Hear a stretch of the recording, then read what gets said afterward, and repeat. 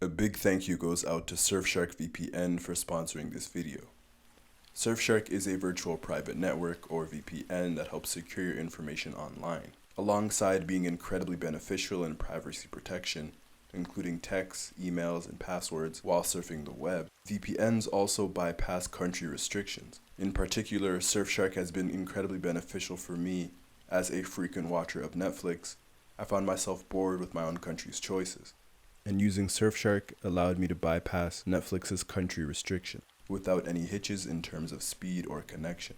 Not to mention, Surfshark is unique in that it's able to be used on an unlimited number of devices, so everyone in your home can be granted that security. And it's honestly a really great tool to use if you just want to feel that much safer when surfing the web. If you decide to try it out, use the promo code RAIN and you'll get 84% off and an additional month free. Again, if you want to check it out, the link will be in the description. She's compassionate and kind, and she actually cares about me. You know, the real me. That's more than my own mom. When I think of Katara, I think of her heart. I think of her caring nature, and I also think of her passion. But I do think of the other side of Katara, the one that is holding vengeance, anger, and a tremendous amount of grief that she hasn't been given the time to process. In the gang, each character has their role. Aang as the avatar and leader, Toph as strength, Sokka as brain and humor, and Katara to me has always been the heart of the gang. Katara represents love, and she represents the fluidity and duality of water. Katara is the second-born child to Hakoda and Kaya of the Southern Water Tribe. Like Aang, she is the last of her people. Katara was the last waterbender in the Southern Water Tribe. During Katara and Sokka's youth, it showcased a period of weakness and devastation for the tribe. The Fire Nation relentlessly attacked them in order to capture and murder their waterbenders, rendering them nearly incapable to fight back. Though their attacks diminished since they had effectively seized all of the waterbenders, when Katara was 8, the firebenders would invade the tribe looking for the last waterbender. In that moment, Kaya sacrificed herself in order to protect her daughter, claiming that she was in fact the last waterbender alive in the Southern Water Tribe.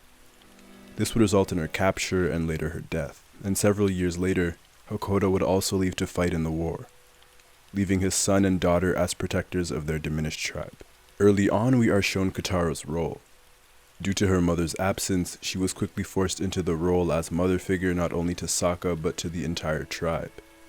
Her life in the Southern Water Tribe was cut out for her, help raise the children and protect her gran and the other elders.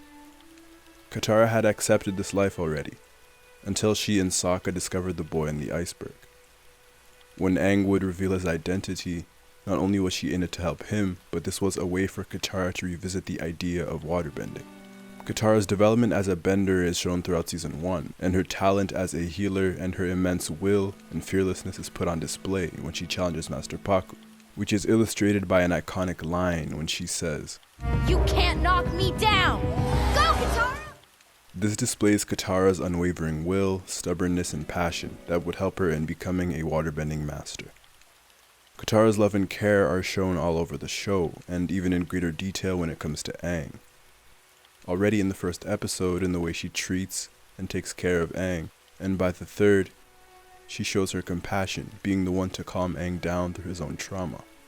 And we would see that later in the Earth Kingdom desert after Appa is stolen, that Katara is the only one willing to brave Aang's rage. And alongside that, towards Toph and Sokka, her motherly instinct can often be overbearing, but it all comes from a place of genuine love. Which makes me think of a specific statement by Sokka, where he says, "My whole life, Katara's been the one looking out for me. She's always been the one that's there. And now, when I try to remember my mom, Katara's is the only face I can picture." The young waterbender has been tending to a small tribe ever since she was 8, and Katara would later be known to be the greatest healer in the world. She is the literal embodiment of care, and we see how her will goes hand in hand with her need to protect when she becomes the Painted Lady. As stated earlier, she represents the duality of water. With the same hands that she heals are the same hands that make her one of the most dangerous benders in the Avatar world. However, looking back, the death of their mother took a great toll on the Water Tribe siblings, but Hakoda, who left to fight in the war, had Katara specifically feeling alone and abandoned. I understand why you left. I really do. And I know that you had to go. So why do I still feel this way? I'm so sad and angry and hurt. This scene was very interesting to me because of the timing of it. Katara and Hakoda had already been together for a few weeks now, and it seemed as if this burden was being held off. And this was shown by Katara's cold behavior towards her father during the episode. However, Aang running away was so abrupt and uncalled for that it seemed to trigger such intense feelings for Katara. It's important to remember that weeks before this, Azula had nearly taken Aang's life, and this time she wasn't there with spirit water from the oasis to save him. This feeling of possibly losing someone she loved again led the young waterbender to her breaking point. We could be helping him, and I know the world needs him, but doesn't he know how much that we need him too? How can he just leave us behind? Katara was never given the chance to properly lash out or to properly feel. Being forced into the role of mother of the tribe was a decision she had no power over. Katara carried a heavy emotional burden up to this point. Helping Aang's trauma, being the mother to her older brother and tribe, being a mother to Toph, never gave Katara the time to be a grieving kid, one who just lost her mother. Seeing the powerful waterbender finally break down and finally let herself go truly resonated with me. Over the course of that episode, Katara carried a bitterness towards Hakoda, which makes me question if Hakoda's absence can be attributed to her untrusting nature. That was also fed into during the Crossroads of Destiny. When locked into the Crystal Catacombs with the seemingly changed Zuko, the two of them shared an intimate moment, where she considered using the Oasis spirit water on Zuko's scar, and Zuko would claim that destiny was in his hands and that he was free to carve it, as he did when he chose to fight Katara and Aang and to join Azula, right after his moment with Katara. This would create a rift for when Zuko would try to join the gang later. I have often stated that many characters have their own crossroads of destiny, when they have to make important decisions in their lives, and after Zuko's plea to join the team, the darkness within the young waterbender had reached its peak, and it was her time.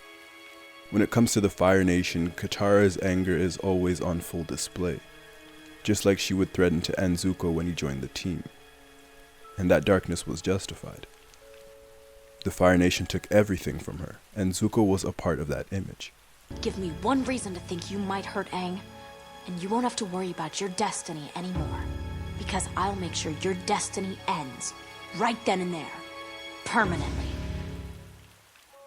And when Zuko mentions the people that killed her mother, Katara's anger activates like a switch, even propelling her to tell Sokka that he didn't love her mother like she did. When seeing the man she thought was her mother's killer, she even bloodbends him, using the very same bending ability that she hated. However, when Katara was finally faced with her mother's killer, she was overthrown by darkness and vengeance, and when she heard the man's voice, her blood boiled. Though when it was time to finish him, to avenge her mother, Katara couldn't bring herself to do it. Katara instead chose the path of mercy when she really didn't want to. And with that decision, her arc was completed by saying these words. I wanted to do it. I wanted to take out all my anger at him, but I couldn't. I don't know if it's because I'm too weak to do it, or if it's because I'm strong enough not to. And she displayed that she was indeed strong enough not to kill him. Throughout her entire life, the enemy was a firebender. In her mind, these were people incapable of compassion, destined for a life of evil. And Zuko gave that thought life as he chased the gang around the Four Nations. And moreover, Zuko would lose her trust in the Crystal Catacombs. So Katara forgiving Zuko really calls attention to Katara's growth and her maturity. Which brings me to Aang, who learned from and helped Katara. To Aang, Katara represents his heart.